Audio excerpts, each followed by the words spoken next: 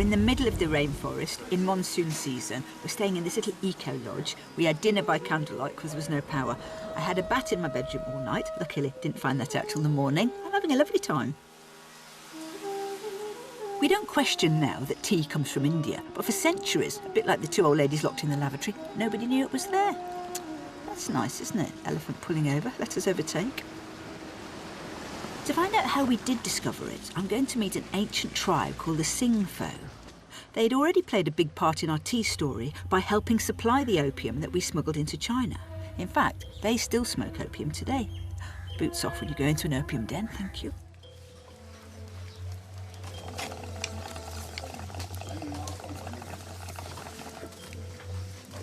So this gentleman's chopping up fresh banana leaves and then they're drying them on that sort of lacrosse rackety thing there over the flames, and then that gets mixed with the opium, and that's what you need to do before you can smoke it, I think.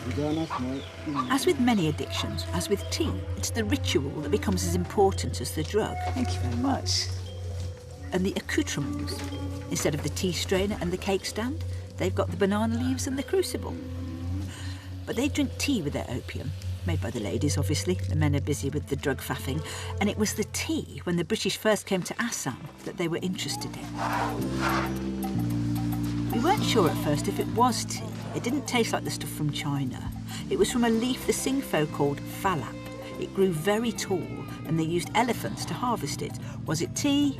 Was it not tea? But this is how the Singpho used to harvest their bushes. They would just let them grow, and then they go around an elephant, machete the branches off, and somebody else picks them up. I love elephants. I do love elephants, and this is wonderful to see them so near. They're just a wonderful part of nature, and we don't usually get the chance to see them. You know, I rode on an elephant when I was about 4, which you could do in the 50s at Bellevue Zoo in Manchester. But it's nice to see them just doing what they do. Getting really cross and trampling about angrily. Baby's caused a lot of trouble. I think it just wanted to galump for bail, but a baby elephant galumping is a lot more frightening than you might think. I was frightened. Once the leaves were harvested, the poor baffled British tea detectives were no wiser when they saw the next part of the process. I should say that they're not normally dressed like this. They put on their ceremonial costumes as a welcome to us. And I put on my ceremonial fleece. And I hope they appreciate it. There's something we haven't talked about. There's an elephant in the room. No, there is. An elephant in the room. It's funny to be in a room that goes dark and you realise it's gone dark because there's an elephant in the doorway. Not a thing you get much in Muswell Hill. So the Singpho would dry the falap on the fire and then pack these unidentified leaves into bamboo shoots for roasting. All very intriguing, and one person in particular wanted to know more.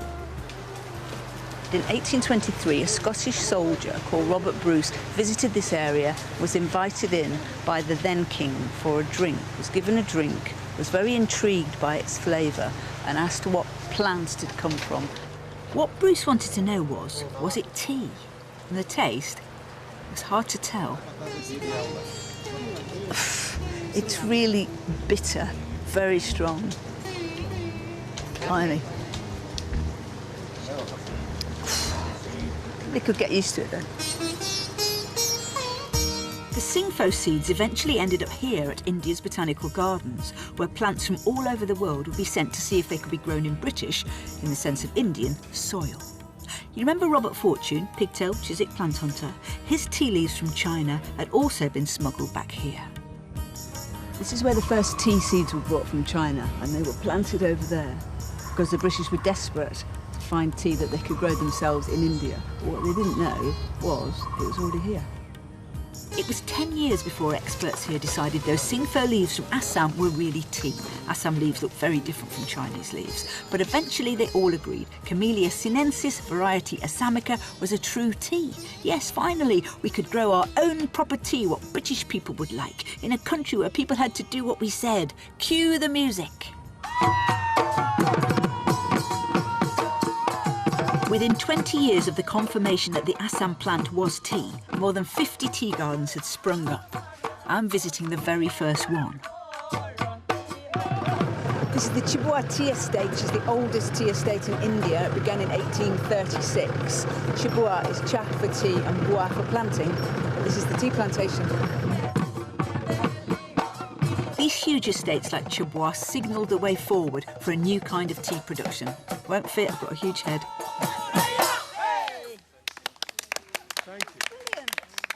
Chinese tea culture was very sophisticated, but its cultivation methods were pre-industrial and small-scale. Tea in British India would be cultivated the British way. We weren't actually going to pick it ourselves, obviously. The local chaps could do that. But we would be in charge, using modern, efficient methods learnt from the Industrial Revolution. I wish you could smell the smell. The smell is absolutely intoxicating. So the tea's been squished, I don't want to get too technical, and sort of tumbled, and now it's going along here. And in this process, you can see it's already what they call coppery, I call brown. So it's gone from green to brown just in these processes.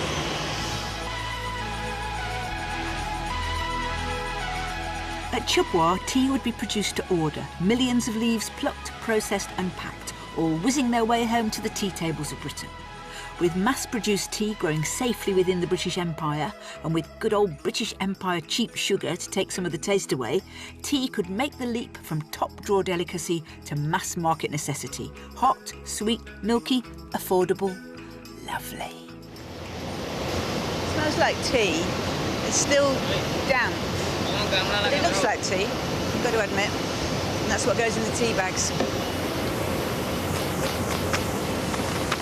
I was going to say it's not the sweepings off the floor, except they have just swept it off the floor, but that's because it fell on the floor, not because it's the sweepings.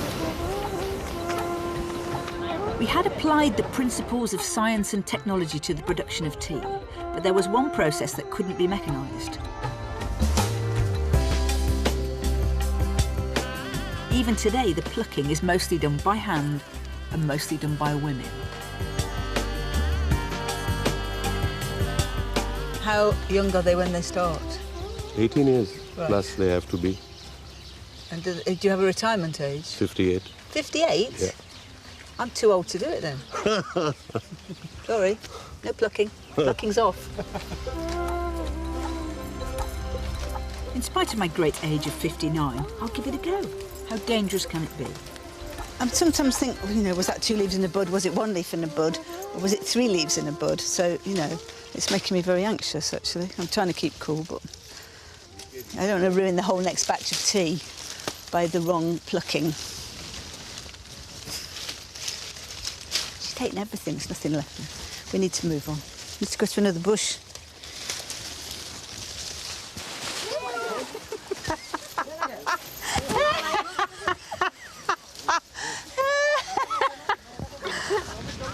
Give us the other hand. Yeah. Oh, gosh. Oh, sorry. You're all right. Yes, I am, actually. Where was I? Oh, yes, in an irrigation ditch. The British dug miles of ditches as they created these tea gardens out of raw jungle.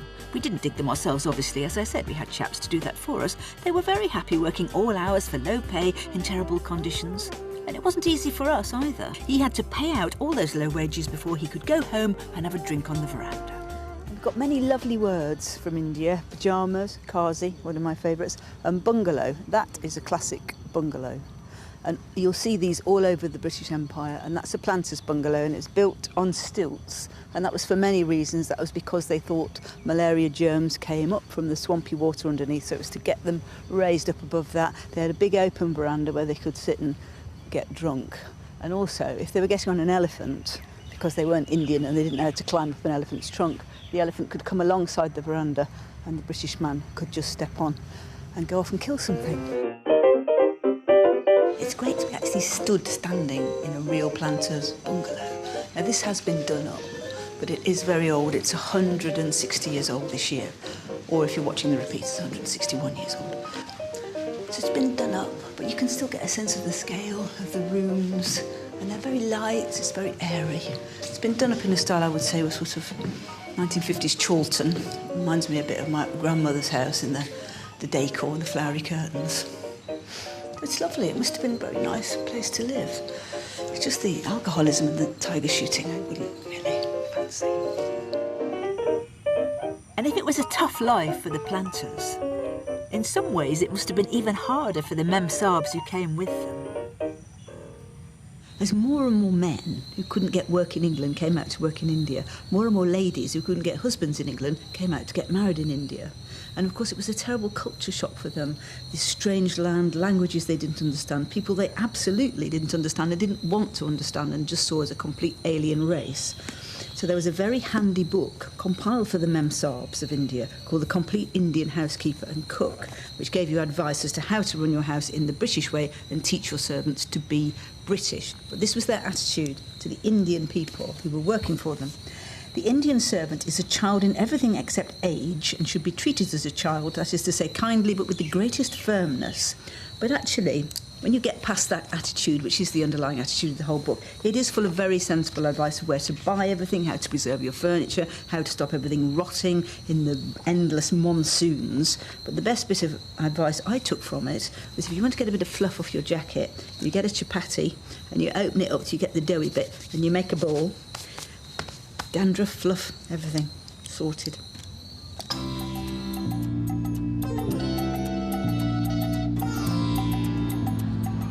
By 1888, so really in just over 50 years, from a standing start, India had overtaken China as our main supplier of tea.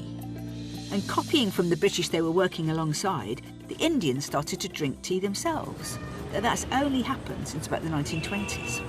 Now it's their national drink, but as at any motorway services, you're not going to always get it exactly how you like it.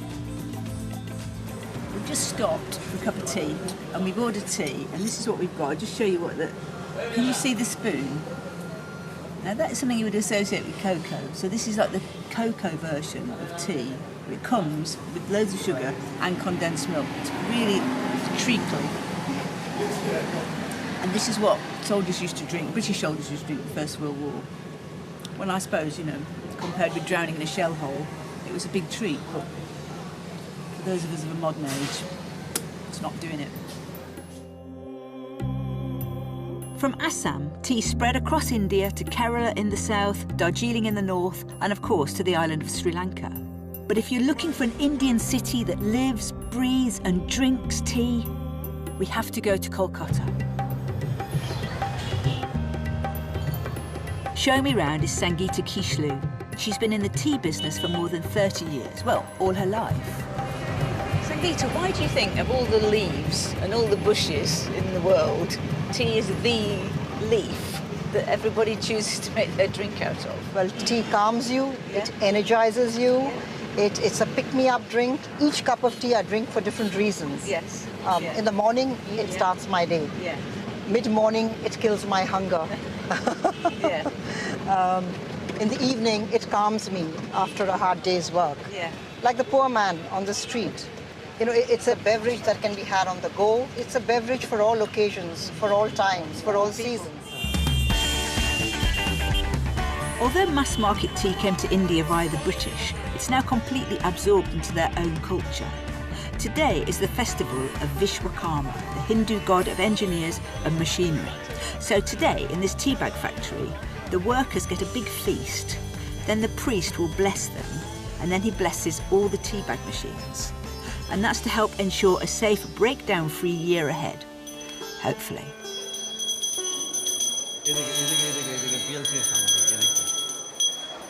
So what's actually happening now? He's blessing.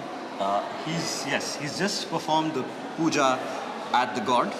Basically, he's bringing the god to the machine. Right. By putting the symbol on, he's now ensured that this machine has the blessings of the god. If you do not do this puja well, there is a superstition that the chances of accidents are very high. I tell you what was really nice about that. was that we had to do it a few times for the camera, the blessing of the machines. And each time they did it absolutely sincerely. And the gentleman that was showing me around, he said he didn't mind how many times they did it because that meant extra blessing for the machines. And the more blessing the machines get, the better their safety record. And I was very chuffed with that.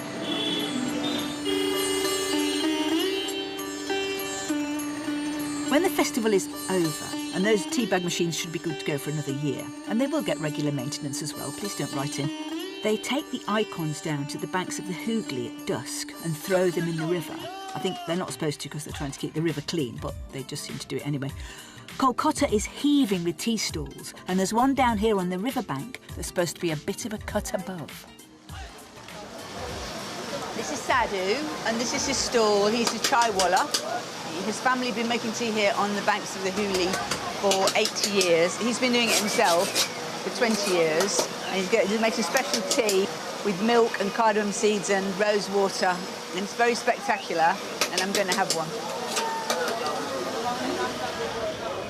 I was ready for a merry debate about whether the milk should go in first, but quite frankly, it seems like the whole thing is milk. There's a bit of tea, oh, and some very fancy extras.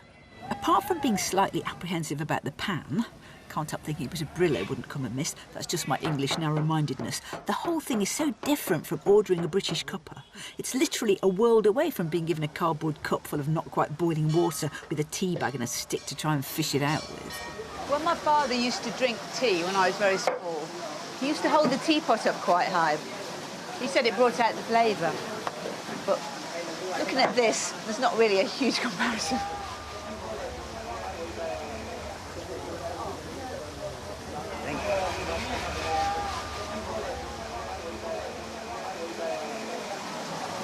It's like hot milk, really. I'm sorry not to be, more analytical. That's a sort of sweet mint. I'm not getting any tea yet. I'm going to persevere there. It's really lovely. It's really nice. Thank you very much. Thank you very much. It's beautiful. Thanks a lot. And if you thought that looked a bit colonial and careless, me chucking my teacup on the ground, that's what they do here. Plastic cups are out, and all the tea from the chai stalls is served in these little terracotta cups. The tea industry is big business in this part of India, employing nearly 2 million people. And down these back streets are the potters who are in their tiny workshops making the cups, literally slaving over a hot stove. So they're making the cups that the chaiwalas use in the tea stalls, and they're making them out of the mud that comes from the Ganges. And these gents are making the teacups. All day and all night they work. It's absolutely boiling hot in here, and I think it's the kiln. It smells of anthracite. It's a smell from my childhood. But they do have the telly. It looks like Crossroads, what they're watching. I can't be absolutely sure. It does look like the Calcutta version. These men are living away from home and their families, working day and night to send money back to their villages. It's a very hard way of life, but it's to their advantage that every cup will only be used once. And then when people have had a cup of tea, they smash it on the ground, and that eventually turns back into mud and goes back into the river. So it's very ecologically sound, the whole thing. Tea is such an all-consuming and visible passion in India that I'm still surprised they didn't drink it before the British came. Mind you, having tasted the bitter brew of the Singphos and the condensed milk version they seem to prefer now, you can understand why steaming leaves in bamboo pipes never really caught on. So the British did do something good, didn't we? Please say we did. Whatever Calcutta is today is whatever the British left behind. And for us, for the tea industry, we're indebted because we're still functioning on that framework, Yeah. We're still using the same machines. We're still using the same methods of sale. Yeah. So the tea industry owes a lot to the British. There are remnants of the British presence everywhere in Kolkata, but one of the biggest reminders of our legacy is tea itself. Thank you. In the boardroom of one of Kolkata's top tea merchants, J. Thomas, you'll spot that's not an Indian name, they've got records and photographs going back to the days of the Raj. There's even a rare sighting of two pith helmets, which you might think was just from terrible old novels, and obviously they actually wore them. Downstairs, the tasting room hasn't changed much since colonial times. Here, teas from all over India are tasted and analysed the traditional way. And what's becoming very familiar is the passion and pride people who work in tea in China and India feel for the product they work with. There's so much care, attention and passion that goes into producing these teas. Each of these individual gardens are run by proud men. Why don't you taste your Which one shall I taste? Anyone you like. Okay, Okay? so slurp. Do what you will.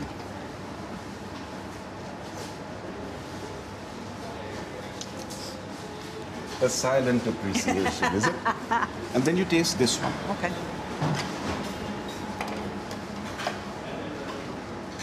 Fair enough. That tasted stronger Yes. and bitter, Yes. and that tasted sweeter and Okay. lighter. That's wonderful. Would you like a job? Yes, I would, but not here.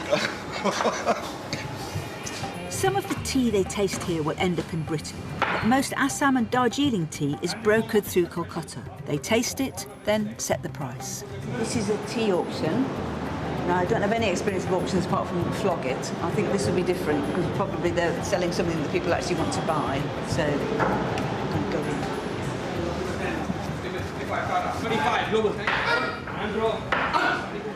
Yeah, because the person who shouts first, his bid gets picked up as soon as the hammer goes down.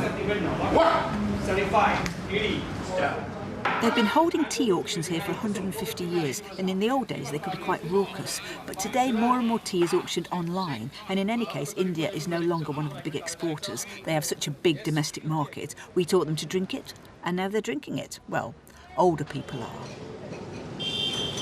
The younger generation, they find tea fuddy-duddy. Yeah. So richer people tend to migrate to maybe wine or fizzy beverages or yeah. carbonated drinks. Yeah. And that's a challenge that we face in the future. In a changing world, India is now just one of many tea-growing countries. Kenya exports more, and we don't own that now either. But there is a tea estate in Cornwall, so we might yet get back in the game. And even in China, the first port of call on our tea journey, there seems to be a little crack in that old wall of respect for the leaf. It was the British passion for tea that helped drag China forcibly into the modern world. But as with India, the young are preferring the coffee shop to the ancient ritual. But my money's on tea. It's a survivor. What a journey I've been on with tea. I've been up rivers, down mountains, across continents. And I still find it extraordinary to think that it's 2 leaves and a bud and hot water, and that's made a drink that's conquered the world. It has a 5,000-year history. It changed history.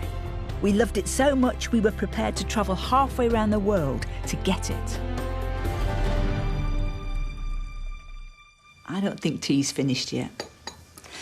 If a terrible iced bun you can buy for 20 pence at a school fair can reinvent itself as a £4 cupcake, then surely a brilliant living plant like tea can keep its place in our lives. I mean, I don't know as what, maybe as a gel that you rub on, or we're going to have it implanted under our skin like a contraceptive, or maybe, more likely, we'll all be too poor to afford these fancy coffees and we'll all end up back round the kitchen table making our own beverages.